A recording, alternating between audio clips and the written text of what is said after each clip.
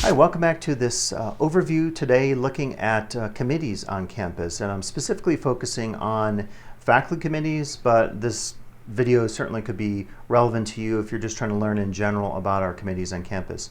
What's cool about our shared governance system is that we have representation from all the groups across campus: faculty, classified staff, administrators, students, and it's really an opportunity for people to collaborate in cross-functional senses. So I'll give you an overview of all the committees. Of course, I'll be focusing on the faculty perspective, but if it's useful to you and you're not a faculty member, that's great as well. So first off, we could just ask, what are committees? And one way to understand committees a little bit more is to look at our governance chart. And I'll put this up on the screen as well so you could see it. So the governance chart basically shows you the structure of the college, starting here with the Board of Trustees, the Superintendent, President, and then it goes all the way down through the various councils that we have. And I'll be going through what each of those are. So this is established in our governance handbook, and I will try to link that as well in this video so you have a chance to check out the handbook, read it in its entirety, and really get an in-depth sense of our governance on campus. For those of you involved in onboarding, coming on board as a faculty member, I also will have this extensively laid out, and the handouts and PDFs can be downloaded from either the onboarding website or the Canvas shell. So check out that. So this is all established, and we have what's called a Participatory Council. And as you can see, this is any council that meets on a regular basis, is comprised of constituency representatives designated or selected to act in an advisory capacity. A council often directs the work of numerous committees or task force, and this is just straight out of the governance handbook. These are then the participatory councils that are available for us. So we have the IEC, or Institutional Effectiveness Council, CLEMC, or College Learning and Enrollment Management Council, Budget Council, Technology Council, and Facilities Council. So in a sense, you could see that you have the Board of Trustees, the Superintendent, President, and then all these councils act then as sort of the tentacles that reaches out to various groups relative to certain areas of concern. And you could kind of gather this from just the title. So Budget Council, for example, is not going to talk about instruction or teaching. They're focused on the budget, quite obviously. And as I'll show you later, each of these is connected to one or more accreditation standards. And it was a really smart movement when Dr. Kindred Maria was president, where she moved us towards that structure, because in the past, we had certainly the Academic Senate and Classified Senate, I believe, although I think they came on more recently. You had the senior leadership team, you had your bargaining groups, confer and meet groups, and so forth. But you had this college council that tried to do everything, and it's just somewhat unwieldy to have one council trying to cover everything on campus. You almost would have to be meeting 40 hours a week just to get that done. So what Dr. Maria did was said, let's align the councils with each of the accreditation standards, or a number of accreditation standards. And personally, I think it's a smart move for those years in particular when we're writing our accreditation report. Let's also talk about what a standing committee is, and also a task force or ad hoc committee. So a standing committee is composed of constituency representatives and considers matters pertaining to a designated charge or subject. A committee reports its recommendations to appropriate representative bodies. A task force or ad hoc committee addresses special college-wide issues or topics and meets until the issue is resolved or the task is completed. So an ad hoc group, if they're done with what they're dealing with, doesn't continue to meet, and thus they're called ad hoc and not standing committee. In Robert's Rules of Order, it's pretty clear that a standing committee is one that stands for an almost indefinite period of time unless something radical happens at the college, like what happened with the College Council years ago. So good definitions to know there.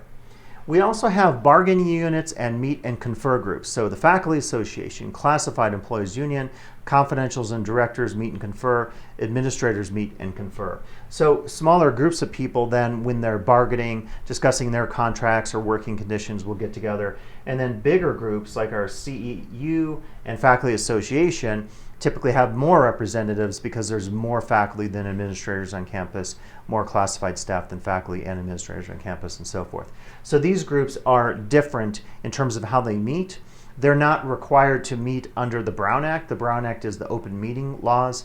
Typically, all our other big groups abide by the Brown Act. And then any committees, typically the Brown Act says, that are also subsidies or appointed committees under those Brown Act groups also then have to abide by the Brown Act. I won't get into the Brown Act too much in this video. If you have questions, I've actually done statewide workshops on the Brown Act and open meetings and the laws. So if you have questions on that, I'd be happy to talk with you about the Brown Act. We have the Academic Senate. So this is very of concern to faculty. They consider academic and professional matters. And then the Faculty Association, CTA, CCA, deals with contract and working conditions. And if you're a new faculty member, please stop by my office. I'm happy to chat with you about either of these groups.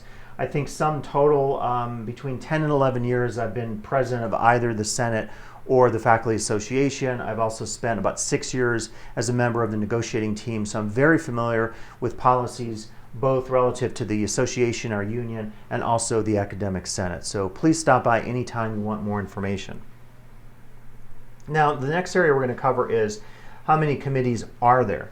And this is really specific to the Academic Senate. And I have sort of said in some of my previous videos that in the old days, I would literally be sitting at my desk and I'd say, okay, I have to create the committee list. And in the old days, it was something like this. I would get a napkin, maybe not exactly, but I think a couple cases, a napkin.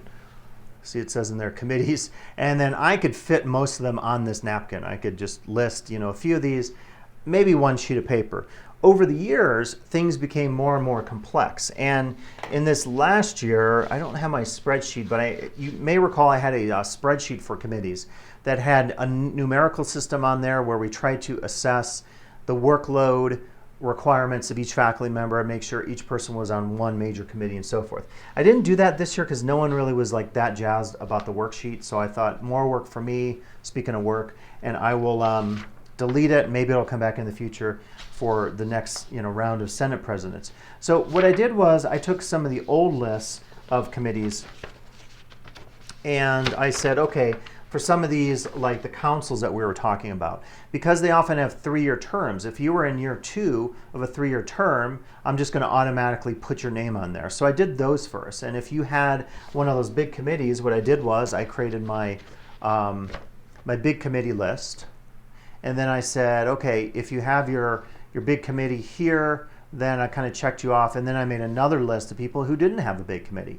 It's always a balancing act to try to get people on the committees they want, and then sometimes just the practicality of some committees need more than one person. So budget committee, I knew I had 2 appointments there. So I wrote budget and then some X's and said, okay, I've got to think about who's going to be good on there. And by the way, you're not always going to be matched up with your perfect committee or even a committee area that is your area of expertise. We might put a faculty member from a department that has nothing to do with numbers or finances on the budget committee. Or you might be an instructor who's never taught for us in DE and we might put you on the technology committee. And the reason for that is it's not always about expertise or your like of a particular committee or dislike of another committee. It's about trying to spread the wealth and build our leadership on campus. If a number of us phase out of our leadership roles or our big committee roles, we need to have people ready to step up to the plate, to fill our positions, and to take on the expertise, to have the expertise necessary for those committees. So there's actually a strategy of putting people on committees very widely and broadly, irrespective of their interest, irrespective of their expertise relative to the content of that committee. So hopefully that makes sense and there's some method to the madness. Now, when I talk about committees, and I said on here, committees kind of come and go. So I actually went through the archives recently and looked at just some of the old committees. I looked at even, this was kind of cool, this is 1980. Don't ask me why I have this stuff, but these were minutes from the Senate meeting of 1980. Let's see if I can get this in focus a little bit. And I'm just showing you this because this wasn't even typed and it was very informal. It shows you a little bit of the organizational change over time. And then I found an agenda of a Senate meeting from 1994. And this is even a little more relevant because at the bottom here, it has a list of the committees. Because if you look at this, there aren't even any committee reports on the Senate agenda. So a lot has changed since 1994. And then this is from that same year from minutes from a different, this says 94 and 95. So there were committee reports, maybe they didn't make it on the agenda. These could be different meetings. But you could see under here, under committee reports, there are actually 3 under here. Okay, so it's Flex Committee, Curriculum Committee, and College Council. That is it. That is all that was present committee-wise in 1994. Now jump forward many years, and I haven't charted this, but it'd be kind of cool to see the growth of committees over time, just, you know, from a curiosity standpoint. But if you look at, I dug up a list from 2008 to 2009, and it looks like I was president then, don't even remember that, but you can see our list of committees here to compare to the 1994 version, and as I page through it, there's more there. Continue. And it's, you know, it makes 3 full pages and single spaced. And this is kind of an interesting one. It was back, Phyllis and I and Beachy were on the Skunk Works committee, and I actually had at the time, I remember, a really cool skunk logo there. I don't know if you like that or not. So, but yeah, it was the year of Skunk Works. So, in any case, this list, as you can see, is much longer than the list from 1994. So what's going on there? You could argue that as the organization grows, as we bring on more faculty, we have more areas of concern, or the state hits us with new initiatives. Like this year in 2019, we've got CBC OEI, we have Remodel for Efficiency, we've got equity stuff that we've been applying for with grants. And as a result of that, you often need just more bodies to fill those spaces because we want to have representation from all the faculty, from all of us on these committees. So jump forward then to this year, and I have my list. And some of this is like preamble at the beginning, so take that in mind. Like I have on here the list of people on reduced teaching, but even if we just count let's just start with the second page. So that would be page 1, 2,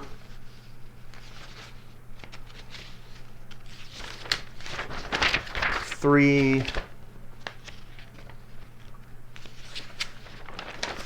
and page 4, and then at the bottom of page 4, so it's like really 3 1/4. These are actually committees. I put these on here, committees that were deactivated, because we were trying to give you a sense like we actually are cutting committees. And then at the very end, you have the magic list, alphabetical, of all faculty and the committees that they're on. Keep in mind that if you're on reduced teaching, if you're on sabbatical, that's going to affect your committee work. You're not going to be on committees because if you have reduced workload, that also reduces a proportion of your professional obligations, including your committee work. So it's just something to keep in mind. But my sense of things is, yes, committees do come and go, but also I think sometimes we, maybe as an institution, overload committees a little bit, and maybe we should focus on lessening the committees or spending the time in committees more effectively. I know the QFE committee with Sarah and John and Russie in 2018 and 19 said, let's use every meeting as a working meeting to really develop the process for doing program planning, whether AUPs or APRs, even CPRs in our departments. So one opportunity maybe to think about efficiency with committees, and I gave you my examples from the past and said things used to look a lot easier in terms of committees.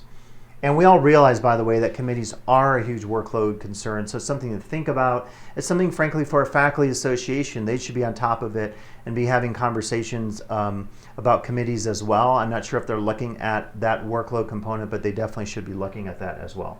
So next, let's move to item 3, which is an overview of all committees. So if you look at the current committee list in 2019, and this will change over the years, new Senate presidents come on, they may have a different approach.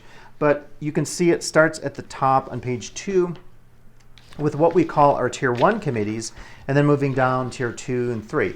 So I sat down with Dr. Risden last year it was, and we said, okay, what are some ways to quantify how often a committee meets? And it could even be an email meeting. Like if you're on the COOL committee reviewing online course addenda, if you're on equivalency, you're reviewing a lot of this online, these applications.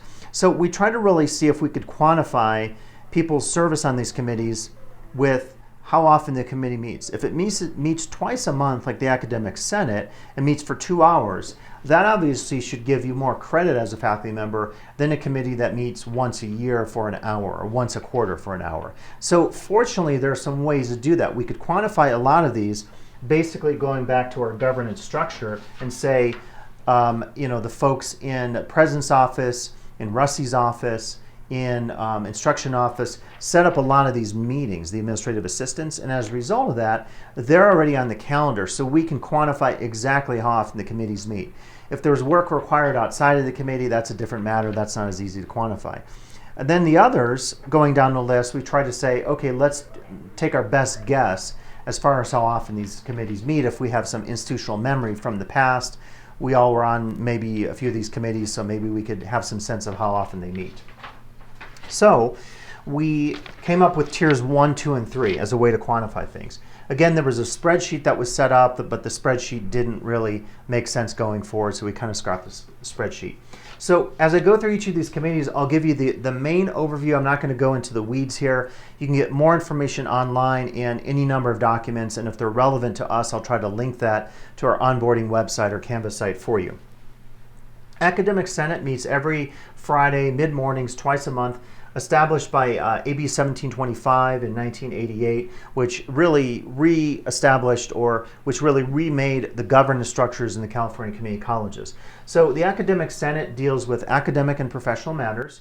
We have a representative Senate now. We used to have a Senate of the whole. I actually kind of missed the Senate of the whole in the old days when I hired on, because it was an opportunity for all of our faculty to meet together. And now our faculty typically only meet as a large group during convocation and our 3 all-faculty flex days, fall, winter, and spring. So I kind of missed the days of the Senate of the whole, and I was actually one of the persons not in favor of moving to a representative Senate.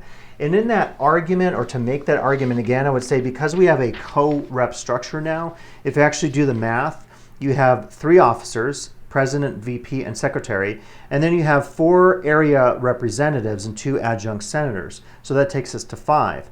So even without splitting these, it would be 9 total representatives, including the officers, the 2 adjunct senators, and then the 4 area reps. But what has happened is we have co-senators. Some of these co-senators have splitting it in half. Some are splitting it in 3. So instead of having 9, you could have actually 10, 11, 12, 13, 14, 15 representatives on the Senate. So it starts to feel like it's almost the Senate of the whole if we only have high 30s in terms of total number of faculty. So maybe something to revisit in the future, or to talk about that co-rep structure as well. So Academic Senate is the body on campus that represents faculty in terms of academic and professional matters. The Board of Trustees agreed with the Senate years ago to either rely primarily or mutually agree upon the academic and professional matters. And that actually goes back into AB 1725 and the State Academic Senate and so forth. And by the way, years ago, I served in the statewide Senate on the executive board, so I do have some connection to statewide governance as well, and I'd be happy to talk to you about some of this if you're curious about maybe in the future getting involved in statewide meetings with the Senate. So I'm not going to go through all these, but everything from curriculum to educational program development, district and college governance, policies for faculty professional development, pretty long list here, other academic professional matters as agreed upon between the board and the Senate. So in all these areas, we've agreed to mutually agree between the 2 entities, or to rely primarily on the Academic Senate. So these are the areas that we consider in the Senate. And then what typically happens is, with our committee structure, you often see that some of these committees will relate back to some of those areas that we feel are the big, broad Academic Senate areas of concern. Now the Faculty Association, I just did a video on the faculty contract, so please check that out. But the Faculty Association deals with all those matters of collective bargaining in the contract, working conditions, the calendar, and the calendar is actually dual created by the Senate and the association collaboration. Things like salary, health and welfare benefits, policies for faculty evaluation, which is also collaboration between the Senate and the association. So if you have any questions or concerns, you can certainly watch some of the other videos and do read the faculty contract, because it lays everything out for you very clearly about all your duties, whether you're part or full-time faculty in the district. Curriculum Committee, a very important committee, meets Friday mornings twice a month. Typically, people serve on the Curriculum Committee really have an eye for detail, looking at course outlines, looking at modality changes if a course is being brought on in a DE modality. When Clinton came on board with Wilderness Education and Leadership, he was there almost every meeting. I would see him because often curriculum meets right before Senate, and he was bringing curriculum left and right. Must have been 50, 100 different outlines, creating that program from scratch. So Curriculum Committee is one of those that has a lot of work because there just is so much curriculum to do. Anytime there's a Title V update, that also has to come through the Curriculum Committee. If we're deactivating a course, that has to come through curriculum. So it's a really challenging and important committee, and I think if you have an eye for detail, you might find your heart in the Curriculum Committee. IEC, Institutional Effectiveness Council. And by the way, starting with curriculum, moving through all these councils, there's wide representation. The representation of all these groups is laid out in our governance handbook or our curriculum committee handbook. I'm not going to go through all those today, but you'll have often administrators, classified staff, directors, part and full-time faculty, students represented. So a lot of cross-functional representation across all the governance groups on campus. So IEC is connected specifically to those accreditation standards I mentioned earlier, standards 1 and 4. It meets Thursday from 1 to 3 or twice a month. So standard 1 deals with mission, academic quality, and institutional effectiveness and integrity. Standard 4 deals with leadership and governance. The Budget Council, as you can imagine, deals with the budget, and it meets Wednesday once a month from 10 to 12, and these times and dates could change over time as you're watching this video in the future, so keep that in mind. It specifically is focused on Standard 3 or resources, financial resources. And the folks on Budget Council probably have an eye for fiscal or budgetary details, and I think are also concerned with just the integrity of the institution, making sure that we have all our ducks in a row in terms of our audits, in terms of our fiscal procedures, how we pay people, how we develop the budget, how we communicate the budget to various leadership groups on campus. Technology Council deals with Standard 3C, and that is specifically technology resources, as you could guess. It meets once a month like budget, Wednesdays from 2 to 3:30 p.m. When I filled in for Treva Thomas as distance education coordinator in spring, I attended a Technology Council meeting, and I found like it was really good cross-representation across campus, and that the folks there were generally concerned and genuinely concerned about having the best and most effective technology for our students, faculty, and staff on campus. Facilities Council, Standard 3B, specifically focused on resources and more specifically physical resources, meets also once a month on Wednesdays 9:30 to 12:30. So anything related to facilities, the physical structure of the campus, all the inner workings of the campus. As we start rolling out Remodel for Efficiency, there'll be a lot of conversations, I imagine, in Facilities Council about physical resources. We are very strategic in appointing faculty to this committee who have clear facilities needs. So think art faculty because of the kilns and all the safety stuff and all the cleanup and dangers involved. Think biology and science faculty, chemistry, biology, other sciences where you might have safety issues or physical issues where you have burners going or hoods that are needed and so forth. So we're very strategic about appointing certain people to these committees. Another one is, say, Melanie Chu in library services, because we know that the library is a huge space and they have facility needs, particularly as they're maybe rolling out some changes over time as reflected in their last comprehensive program review. Very important council for sure.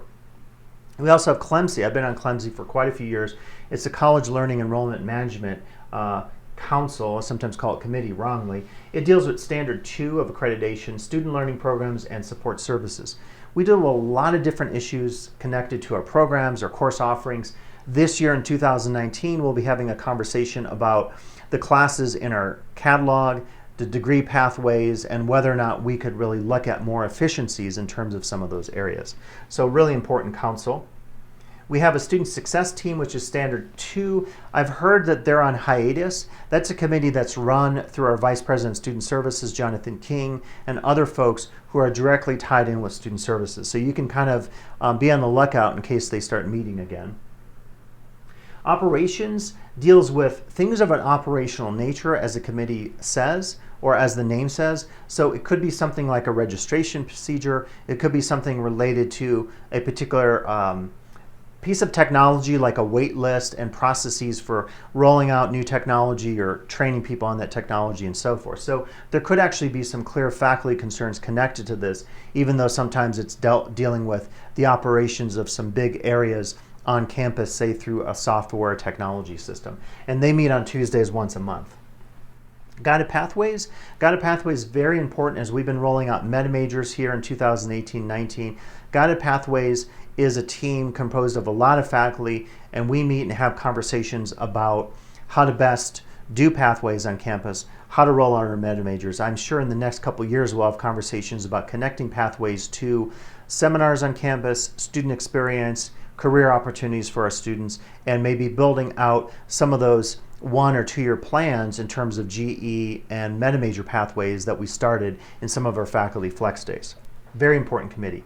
CVC OEI will only exist in this year of 2019 to 2020. If you have interest in this and want to hear more about it, I have a video just about this project and what it involves. In short, it's a grant we received, $500,000. We have a consulting firm involved. Katie Myers is our grant lead. I'm involved, Trevor Thomas, Brad Deeds, and a number of disciplinary faculty in the career technical education area. We're specifically using the grant to build out higher quality onboarding, training, and course delivery in the DE format connected to the career and technical education programs.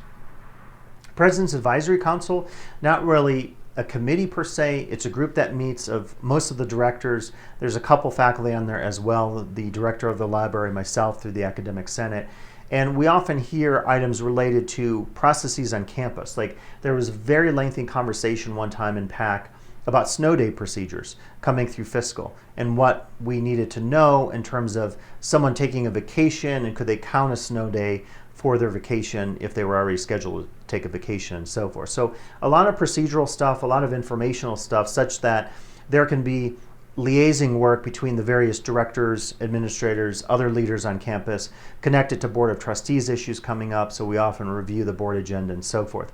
Sometimes PAC could also include organizational training. We might have a book that is being read as an example. In 2019, the president gave us this book, Thanks for the Feedback, really trying to roll out opportunities that if we didn't have a heavy PAC agenda, we could actually do some training. In this case, training about how to give positive feedback in an organizational context. So kind of cool that PAC has some different purposes there. Committee on Online Learning. So obviously Treva is heavily involved with this since she's the director of DE Education. This group typically would have meetings about the online learning plan, would also meet about any policies related to online learning, and then has a huge role, and I was on this last year taking over for Treva in spring of 2019. We reviewed, I think it was over 100 DE addenda that had to go through our curriculum process. So it actually has a heavy work component, and I made the argument last year that we should actually move this from Tier 3 to Tier 2 because of those 100 or more outlines that the committee might have to look at in a given year.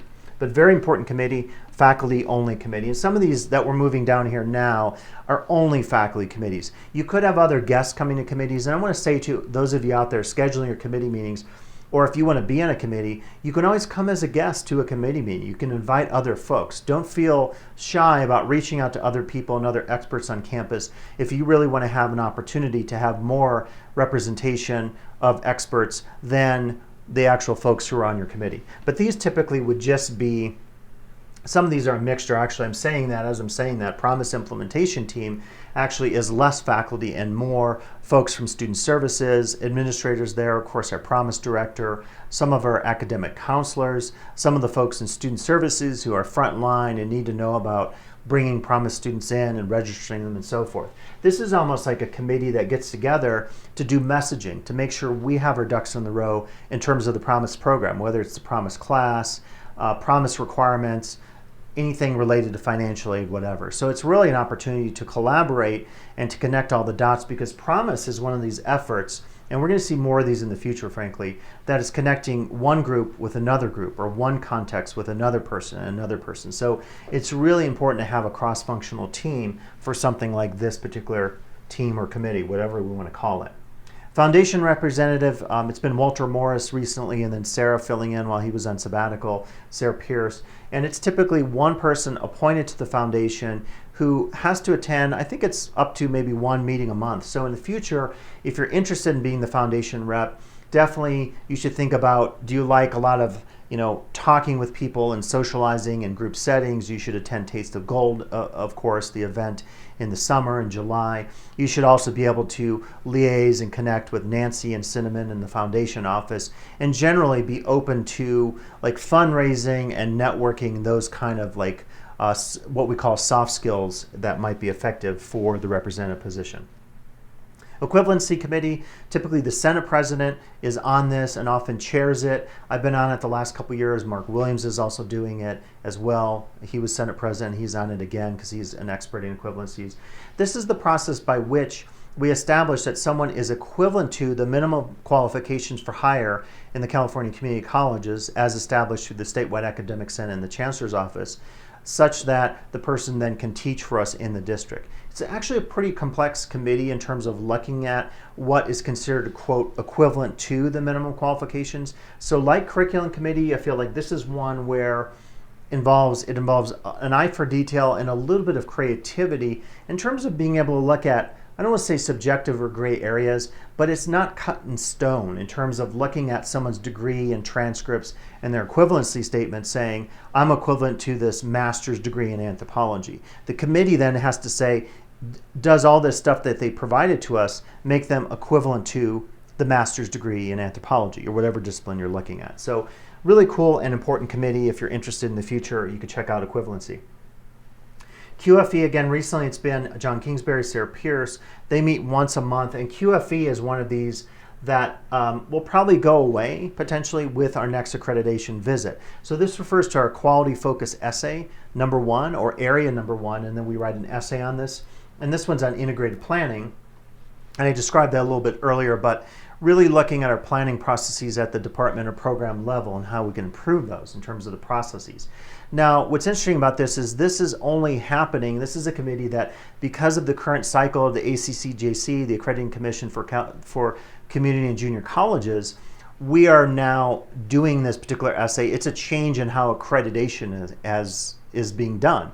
This could change in subsequent years, and as a result, we may not need the QFE1 committee. And that's why I say our committee lists really are something that are kind of in flux just because state mandates sometimes require us to do something. Or the CVC OEI grant is an example of a committee that exists only for that 1 year in which we have the grant. Faculty professional development, I know Christina Tomolio has been involved in this in recent years. It's the committee that looks at applications that are given to us for professional development, for the money that allows you to go to conferences or receive some professional training in your field. This came on board also kind of connected through accreditation, I believe, when Tom Green and Kindred Maria were here, because the concern was that we wanted to show in our accreditation that we have processes established for the review of our professional development applications. EEO, this is something through human resources, through Shelley or Laura, so usually you would be called upon, the meeting would be set up by HR, and it's to advise on the equal employment opportunity policies. This last year in 2018-19, the group, Clinton, J.D. Dirk, they actually rewrote a lot of the policies, so it maybe involved a little more work than it did than it will in this year or next year. And sometimes that happens with committees. If you're on a certain committee during accreditation year, you're going to be slammed. Or if you're on curriculum in a year where there are a ton of Title V updates or a ton of distance education addenda, you're going to be slammed. So this is one that I would suspect, I don't know, but because they rewrote the policy last year, maybe this year it won't be as much work. I'm just guessing. But 3 times a year they meet, so obviously it's not a Tier 1 committee. Equity Committee through Laura Salinas, it's a very, not just cross-functional team from campus, but a lot of community memberships, people from the Family Resource Center, people who are connected to equity and diversity issues in our community. And we often deal with very student-focused issues like the textbook lending program or the food pantry upstairs and so forth. Very important committee dealing with equity and diversity. ISP Steering Committee through Shane, Tor, and the other folks in ISP. It looks like we're meeting about 3 times a year, and this is typically very faculty heavy, talking about improvements to ISP processes, concerns about timelines and other issues related to all the uniqueness of the ISP program. Transfer Center Advisory, I would refer you to Pete Dixon or Aaron Barnett or Steve Richardson, but it's a very small commitment. They meet once in the fall, once in the spring, and I think they just talk about transfer-related policies or issues through our articulation efforts with CSUs and UCs. I'm not entirely sure what the committee does, so I would refer you definitely to our counseling faculty. Faculty Fund, I think typically Sarah Pierce has done this. It simply just is the person who is maybe writing a check for bereavement purposes for flowers or something like this, or congratulations, you had a baby kind of thing, and the faculty pitches in some money for a little gift and a card. So not really a committee per se, but more of an appointment. Salary advancement is ad hoc, so anytime Human Resources has someone who wants to move up from one column to the next on the salary advancement schedule, then probably HR will contact me or the Senate President and then reach out and say, we need some faculty to serve to make sure that the salary advancement is legit. Years ago, there were some concerns, maybe we should say, with salary advancement in that it should be the case that if you get credit for taking a class for advancing, like if I took a badminton class and I have a PhD and I can't advance anymore, but if I had a master's only and I wanted to advance and I'm teaching anthropology and sociology and I took badminton, would that really constitute professional development in my field? Probably not. Now, if I took some course on dispute resolution or de-escalation in social situations, I would argue that should count because I could use those very techniques in either my teaching duties, my organizational duties, my counseling duties, my library duties, whatever. So this is one that is appointed as needed, so be on the lookout for it.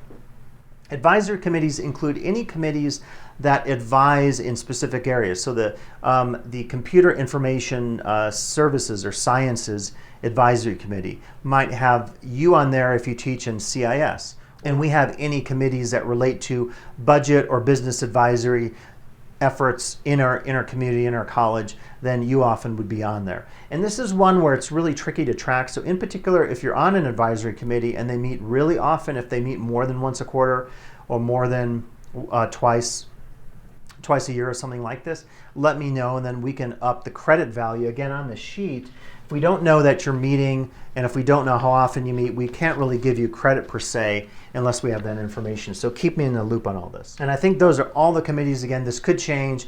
As things change, we will try to update our list and so forth. And we'll close today talking about Area 4, just some general committee tips. You know, committees are part of our faculty obligations laid out in our contract. We all have to serve in committees. I say, having been on so many committees over the years, I was counting one time and it's like close to 60 different committees locally, and then I don't know, 15 or so statewide committees. Committees are really important. They can be time consuming, certainly, but they also can be very enriching because they teach you about something important at our college, and they also give you some opportunities to make a difference and to actually change current policy for the better. So it's really cool to think about all the values of committees and not just like, oh man, I've got a committee meeting, like today I've got Clemcy in a half an hour and I'm like, oh no, I've got 2 hours that I have to spend in a meeting. Well, to think about it positively would be to say, yes, and I can really encourage positive change and share some of my expertise with fellow faculty and other cross-functional team members on the committees. So I want to give you these tips to close and say that if you're on a council, those are going to be set up ahead of time, or the VP of the Senate, for example, sets up the meeting, committee structures, the times ahead of time. But if you're on a committee that doesn't have someone else setting a meeting for you, be sure to definitely set your meeting dates. Elect a chair, because the chair can be responsible for making sure the committee is meeting and doing all its work and reporting back to any other constituent groups on campus. Going back to our governance structure, the academic senate, and so forth, if you need to report back to other folks on campus, that needs to happen. So just be sure to have the chair to make sure that they're getting this all done and having meetings and so forth. As I just said, communicate back then to the Senate or appropriate body, and then maybe a working committee concept. Now, in the past, we've had, I think, some opportunities to talk about, the charges of committees and so forth. I mentioned the QFE committee this year said, let's use our meeting time as a working meeting structure. And instead of just doing a lot of busy work and doing all the reports, a laundry list of reports, let's see if we can actually then get some work done in our meetings. So that's like opportunity one. Opportunity two, this is something I did back in 2008 and 2009 as Senate President, was I said, let's create a vision statement for the year. Let's try to have a list of items that maybe could guide our vision for that particular year. For example, semesters versus quarters was something we were talking about in 2008. Or online education was just coming on board in its infancy status. Emerging programs, connections with part-time faculty. So these are some of the issues that I brought forward as Senate President, said, can we dictate these maybe through some of our resolution processes and have a conversation about visions for that particular academic year? And it occurs to me that maybe it's something that we could think about bringing back in some of the upcoming years.